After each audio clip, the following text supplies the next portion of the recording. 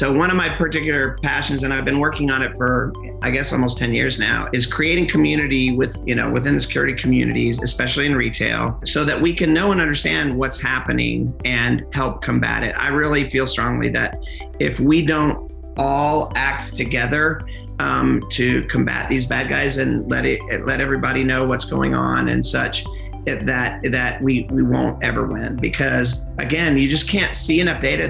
They're really tricky. They go low and slow, especially as everybody's gone home, right? So it used to be that I had a fairly small number of outliers because I had people traveling or wherever, but most of my activity happened within a fairly well-known scope. Now, I don't know where it's happening. like holy smokes, it's happening on every kind of internet connection that could possibly be conceived, from every address in the entire city of Manhattan and everywhere else.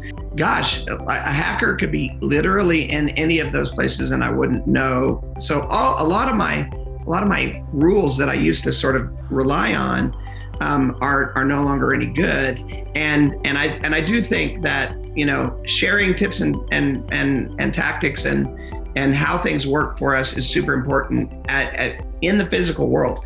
But you get back to this idea of crowdsourcing. I think that is the number one way in which we can win. If more of us can share, it starts with just some of us that are in with the same vendor going, hey, I'm okay on having all of my telemetry shared. It starts with things like VirusTotal. Google owns VirusTotal.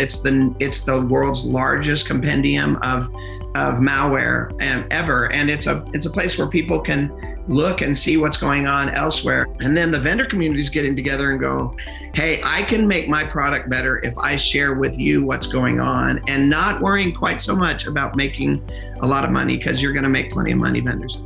You guys are all making lots of money, but we can be even better if we share. And then the last thing there is, I think it takes some of the very biggest vendors, and I know this is a challenge, but the Googles of the world, the Microsofts of the world, that run so much of our infrastructure, and the Amazons, the AWS of the world, to go ahead and turn on things that not everybody knows needs to be turned on. Those of us that have mature security organizations and good people, working in them, will get our environment secure. But back to your point earlier, like 60-70% of these environments are not. And they could be. If Microsoft just said, hey, everybody, we're turning on two-factor for everybody. And we're giving you all a basic security suite.